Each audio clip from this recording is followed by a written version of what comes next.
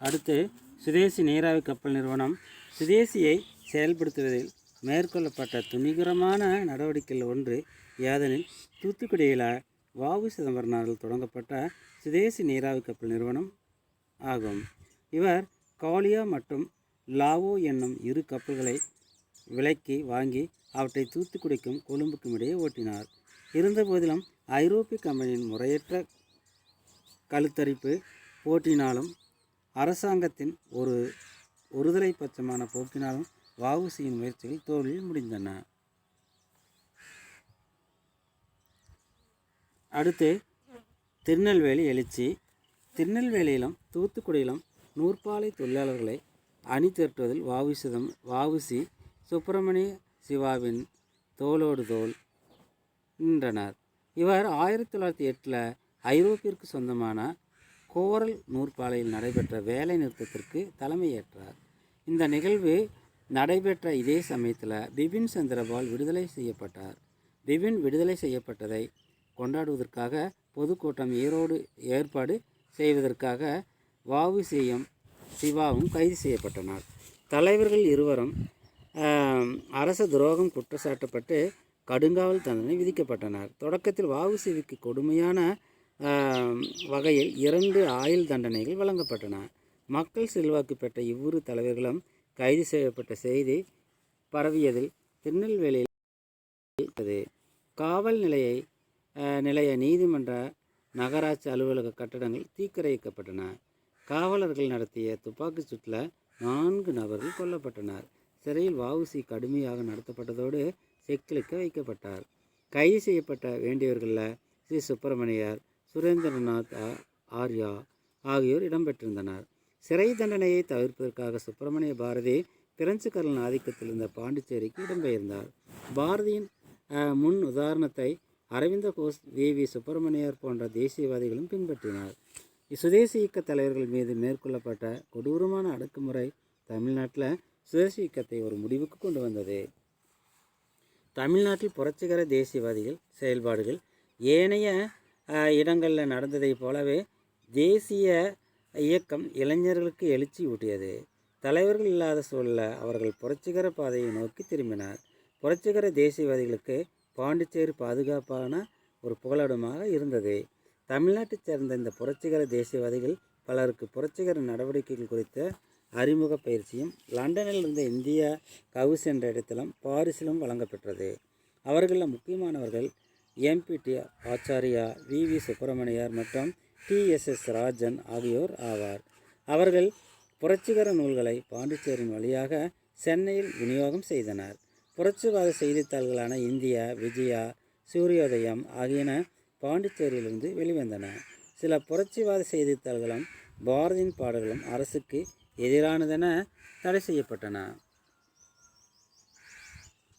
1910 அரவிந்த கோஷ், சுப்பிரமணியர் ஆகியோர் வருகைக்கு பின்னர் பாண்டிச்சேரியில் புரட்சிகர நடவடிக்கைகள் தீவிரமடைந்தன. ஆஸ் கொலை 1904 நீலகண்ட பிரம்மச்சாரியும் வேறு சிலரும் பாரத மாத சங்கம் என்னும் இரகசிய அமைப்பை உருவாக்கினார். ஆங்கில அதிகாரிகளை கொல்வதன் மூலம் மக்களிடையே நாட்டுப்பற்று உணர்வை தூண்டுவதே இந்த அமைப்பின் நோக்கமாக இருந்தது. செங்கோட்டையை சேர்ந்த வாஞ்சிநாதன் இந்த அமைப்பால் உள்ளுணர்வு தூண்டப்பட்டார். அவர் 1911 ஜூன் 17 திருநெல்வேலி மாவட்ட ஆட்சியரான ராபர்ட் W.D.E. ஆஸ் என்பவரை மணியாச்சி ரயில் சந்திப்பில் சுட்டு கொன்றார். அதன் பின்னர் தன்னைத்தானே சுட்டு கொண்டார். மக்களிடமிருந்து பிரிந்து நின்ற இந்த இளம் புரட்சியாளர்கள் தேசப்பற்றி உடையவர்களாக இருந்த போதிலும் மக்களை ஊக்கப்படுத்துவதும் அணிதிரட்டவும் தவறிவிட்டனர். ஆனால் அன்னிபெசன்ட் அம்மையாரும் தன்னாட்சி இயக்கமும் தீவிர தேசியவாதிகளும் புரட்சிகர தேசியவாதிகளும் இரும்பு கரம் கொண்டு அடக்கப்பட்ட நிலையில் மிதவாத தேசியவாதிகள் சில அரசமைப்பு சீர்திருத்தங்கள் செய்யப்படலாம் என நம்பினார். இருந்தபோதிலும் விண்டோ மார்லி சீர்திருத்தங்கள் பொறுப்பாட்சி வழங்கவில்லை என்பதால் அவர்கள் மனச்சோர்வு அடைந்தனர். இந்த தேசிய இயக்கம் தளர்வுற்று இருந்த நிலையில் பிரம்மஞான சபையின் தலைவரும் அயர்லாந்து பெண்மணியுமான அன்னிபெசன்ட் அயர்லாந்தின் தன்னாட்சி அமைப்புகளை அடியேற்றி தன்னாட்சி இயக்கத்தை முன்மொழிந்தனர். 1916 தன்னாட்சி இயக்கத்தை தொடங்கிய அவர் அகில இந்திய அளவில் தன்னாட்சி வழங்கப்பட வேண்டும் என்னும் கோரிக்கையை முன்னெடுத்து சென்றார். இந்த செயல் திட்டத்தில் G.S. அருண்டேல், பிபி வாடியா மற்றும் சிபி ராமசாமி ஆகியோர் அவருக்கு துணை நின்றனர். இவர்கள் கோரிய தன்னாட்சி ஆங்கில அரசிடம் ஓரளவிற்கான விசுவாசத்தையே கொண்டிருந்ததாக அமைந்தது. தன்னுடைய திட்டத்தை மக்களிடையே கொண்டு செல்வதற்கு அன்னி பெசன்ட் நியூ இந்தியா காமன்வெல்த் என்னும் 2 செய்தித்தாள்களை தொடங்கினார். அதிநவீன வசதிகளுடன் கூடிய ரயிலில் அடிமைகளாக இருப்பதை விட சுதந்திரத்துடன் கூடிய மாட்டு வண்டியே சிறந்தது என கூறினார். ஆனால் பிராமணர் அல்லோதர் இயக்கமும் காங்கிரஸுக்கு சவாலும். இதே சமயத்தில் சென்னை மாகாணத்தில் முக்கியமாக தென்னிந்திய நல உரிமை சங்கம் அப்படின்னு சொல்லக்கூடிய பிராமணர் அல்லாதோர் தங்கள் நலன்களை பாதுகாத்து கொள்வதற்காக தங்களை ஒரு அரசியல் அமைப்பாக அணிதிரட்டி கொண்டனர். 1912 சென்னை திராவிடர் கழகம் உருவாக்கப்பெற்றது. அதன் செயலாளராக சி. நடேசனர் செயலூக்கமிக்க வகையில் பங்காற்றினார். 1916 ஜூன் மாதத்தில் அவர் பிராமணர் அல்லாத மாணவர்களுக்காக திராவிடர் தங்கும் விடுதியை நிறுவினார். மேலும் இக்கால பகுதியைச் சேர்ந்த ஒரு முக்கிய பிராமணர் அல்லோதரின் தலைவரான T.M. நாயர், பி. தியாகராயர் ஆகிய இருவரிடையே நிலவிய கருத்து வேற்றுமையை சரி செய்து இணக்கத்தை ஏற்படுத்தினார். இவ்விருவருமே தொடக்கத்தில் காங்கிரஸில் அங்கம் வகித்தவர்களே. காங்கிரஸின் அமைப்பினுள் பிராமணர் அல்லாதவர்கள் எவ்வாறு ஓரங்கட்டப்படுகிறார்கள் என்பதை பார்த்து தெளிவு பெற்றவர்களானார். ஆனால் 1916 நவம்பர் 20 P. Thyagarayar, T.M. Nair, C. Natesanar ஆகியோர் தலைமையில் சுமார் 30 பிராமணர் அல்லாதவர்கள் சென்னை விக்டோரியா பொது அரங்கில் கூடினார். ஆனால் பிராமணர் அல்லாதவர்களின் நலன்களை மேம்படுத்துவதற்காக தென்னிந்திய நல உரிமை சங்கம் என்னும் ஒரு அமைப்பு உருவாக்கப்பட்டது. இதுதான் இதனுடைய இம்பார்ட்டன்ட். அப்போது நீதி கட்சி அமைச்சரவை 1920 நடத்தப்பட்ட தேர்தல்களை காங்கிரஸ் புறக்கணித்தது. சட்டமன்றத்தில் மொத்தம் இருந்த 98 இடங்களில் 63இல் நீதி கட்சி வெற்றி பெற்றது. நீதி கட்சியின் ஏ. சுப்பராயலு முதலாவது தலைமை அமைச்சராக நியமிக்கப்பட்டார். 1923 நடைபெற்ற தேர்தலுக்கு பின்னர் நீதி கட்சியைச் சேர்ந்த பனகல் அரசர் அமைச்சரவை அமைத்தார். ஆனால் இதெல்லாம் இதனுடைய இம்பார்ட்டண்ட்டாக இருந்தது. அரசின் அடக்குமுறை நடவடிக்கைகளில் ரவுலட் சட்டம் இம்பார்ட்டண்ட்டாக இருந்திருக்கு. முதல் உலகப் போரில் முக்கிய பங்களிப்பை செய்ததனால் ஆங்கில பேரரசுகளாக இந்திய வீரர்கள் தொலைதூர பகுதிகளில் போரிட்டனர். இந்தியர்கள் ஆங்கில அரசிடமிருந்து மேலும் பல சீர்திருத்தங்களை எதிர்நோக்கினார். ஆனால் ஆங்கில அரசு 1919 கொடூரமான குழப்பவாத புரட்சி குற்ற சட்டத்தை இயற்றியது. இந்த சட்டத்தை பரிந்துரை செய்த குழுவினுடைய தலைவரின் பெயரில் சிட்னி ரவுலட் ஆவார். எனவே அந்த சட்டம் பரவலாக ரவுலட் சட்டம் என அறியப்பட்டது. இந்த சட்டத்தின் கீழ் முறையான நீதித்துறை சார்ந்த விசாரணைகள் இல்லாமலே யாரையும் வேண்டுமானாலும் பயங்கரவாதி என குற்றம் சாட்டி சிறையில் அடைக்கப்படலாம். இதை கண்டு இந்தியர்கள் திகிலடைந்தனர். மக்களின் கோபத்திற்கு குரல் கொடுத்த காந்தியடிகள் தென்னாப்பிரிக்காவில் தான் பயன்படுத்திய போராட்ட வடிவமான சத்தியகிரகத்தை மேற்கொண்டார். ஓகேவா?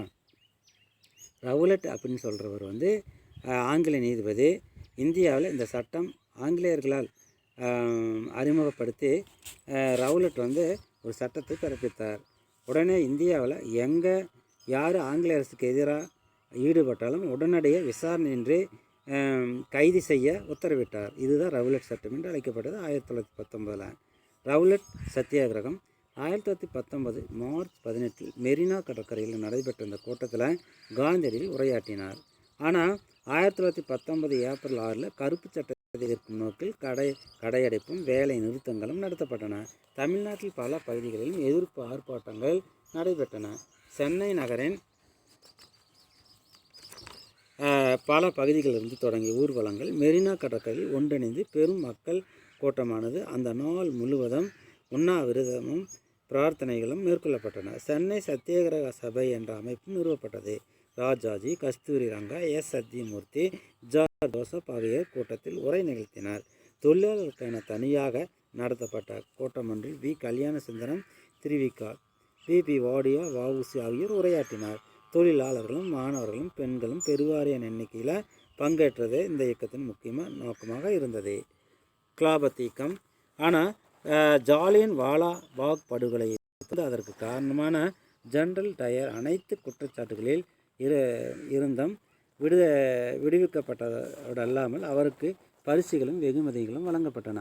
முதல் உலகப் போருக்கு பின்னர் துருக்கியின் கலிபா அவமரியாதை செய்யப்பட்டதுடன் அவரது அனைத்து அதிகாரங்களும் பறிக்கப்பட்டன. கலிபா பதவி மீட்பதற்காக கிலாபத் இயக்கம் தொடங்கப்பட்டது. பெரும்பாலும் தேசிய இயக்கத்திலிருந்து ஒதுங்கி இருந்த முஸ்லீம்கள் தற்போது பெரும் எண்ணிக்கையில் பங்கேற்க தொடங்கினார். தமிழ்நாட்டில் 1920 ஏப்ரல் 17 மௌலானா சபக்கத் அலி தலைமையேற்ற ஒரு பொதுக்கூட்டத்துடன் கிலாபத் நாள் கடைபிடிக்கப்பட்டது. இது போன்ற ஒரு மாநாடு ஈரோட்டிலும் நடத்தப்பட்டது. வாணியம்பாடி கிலாபத் எழுச்சி நடவடிக்கைகளின் முக்கிய மையமாக இருந்தது.